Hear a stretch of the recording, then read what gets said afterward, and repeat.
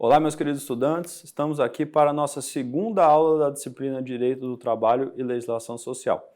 Hoje nós vamos falar sobre o empregado. Vamos ver como se caracteriza uma relação de emprego, quais são os requisitos, onde tem previsão legal, Vamos esmiuçar um pouco mais o empregado. Bom, o empregado é toda pessoa física que prestar serviço de natureza não eventual a empregador sob a dependência deste e mediante salário. Esse conceito de empregado está no artigo 3º da CLT. Vocês vão se recordar que na nossa última aula eu falei do artigo 2º, que falava do empregador, e o artigo 3º fala do empregado. Eles têm que ser lidos conjuntamente para poder extrair esses requisitos que eu trago para vocês, que é a pessoalidade, a habitualidade, a onerosidade, a subordinação e a pessoa física. Esses requisitos são os requisitos para se reconhecer o empregado, para se ter uma relação empregatícia, porque a gente tem uma diferença entre empregado e trabalhador, que eu vou falar para vocês no final. Então, começando pelo requisito da pessoalidade. O trabalhador ele não pode se fazer substituir. O que quer dizer? Você não pode acordar um dia e falar, hoje eu não quero trabalhar, vou pedir para o meu primo ir. Se faz isso, não tem a pessoalidade. A pessoalidade é só aquele trabalhador que tem vínculo com aquela empresa. Então isso tem que ficar muito claro.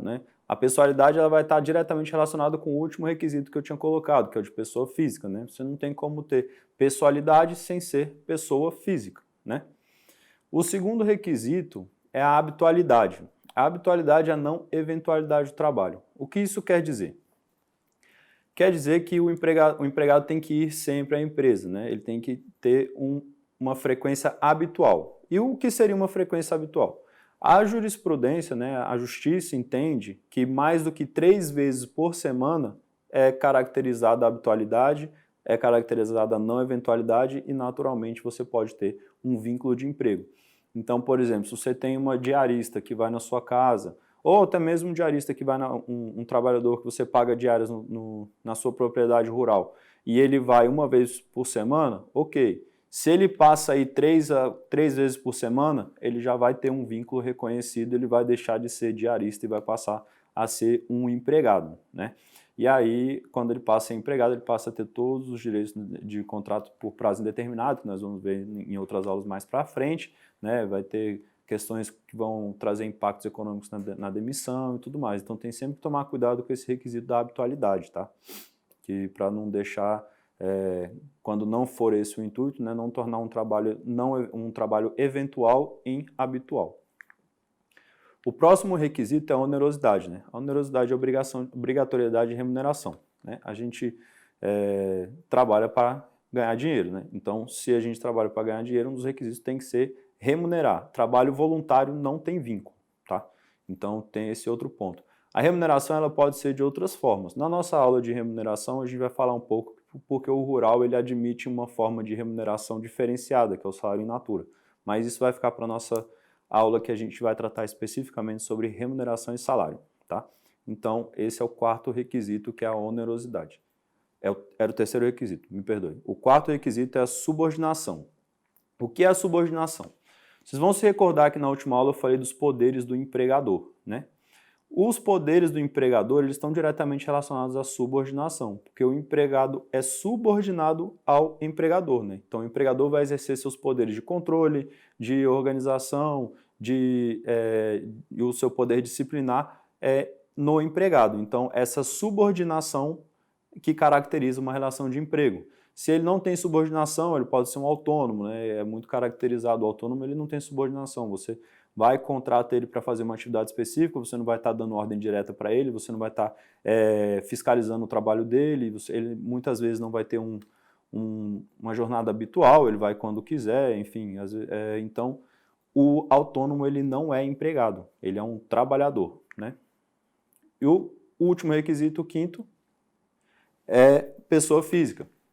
Que aí, como eu falei, na pessoalidade, ela está diretamente relacionada à pessoa física. Por quê?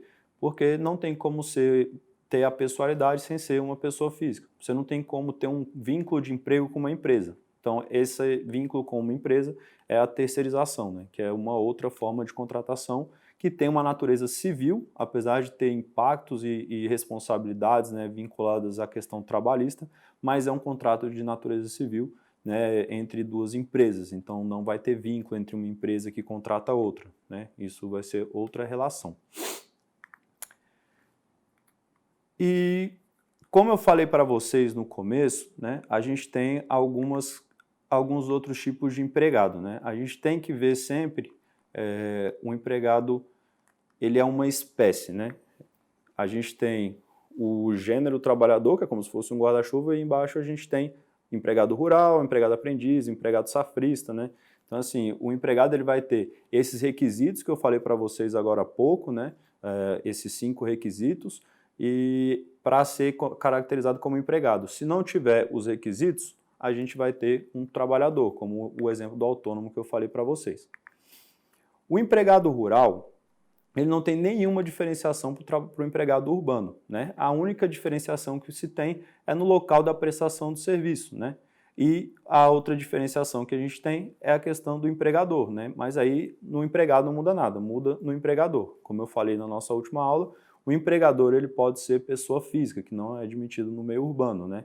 Então, se a gente tem um empregador pessoa física ou jurídica, tanto faz, o empregado também vai ter os mesmos requisitos, né? Ele vai seguir a mesma esses requisitos que eu trouxe para vocês, os 5, né? A gente tem o empregado aprendiz. O empregado aprendiz é aquele que está entre 14 e 24 anos, né? Ele está fazendo um programa de aprendizagem, numa atividade que demande formação profissional, né? Ele vai ter que estar, às vezes, num curso do Senar, né? Ele vai ter que estar fazendo alguma atividade para aprendizagem. O empregado aprendiz, quando a gente for falar de contratos, eu vou falar do contrato de aprendizagem também, ele tem uma duração máxima de 2 anos, né? Tem que ter um acompanhamento escolar também, então ele tem essas peculiaridades, né?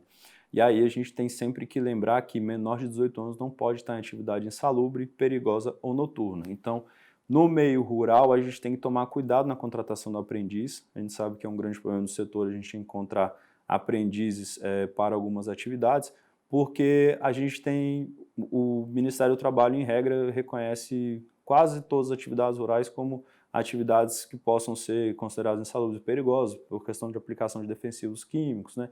Enfim, vários critérios, às vezes materiais, ferramentas, perfuro-cortantes, que podem deixar mais perigoso o trabalho. Então, a gente tem essa diminuição na margem que a gente pode cumprir, contratar com empregados para aprendizagem, né? Então, assim, a gente sabe que é um problema do setor, inclusive, né? Mas, enfim, aqui a gente está falando só do tipo de empregado, né? Temos também o empregado safrista e de curta duração. Aí sim, são 2 empregados que são específicos do rural, né? Que eles estão previstos na Lei 5889, que é a lei que regula o trabalho rural. Como eu falei na última aula, né, que o Conselho de Empregador Rural estava na 5889, assim também esses 2 tipos de empregado estão na 5889, né? E o safrista é aquele trabalhador que é contratado apenas para o período de safra, né? E o empregado de curta duração são aqueles trabalhados para um trabalho pequeno que seja de até 2 meses dentro do período de 1 ano. Passado esse prazo de 2 meses, ele vai ser um contrato por prazo indeterminado, mas isso também a gente vai falar na nossa aula, que a gente vai ver os tipos de contratos, né?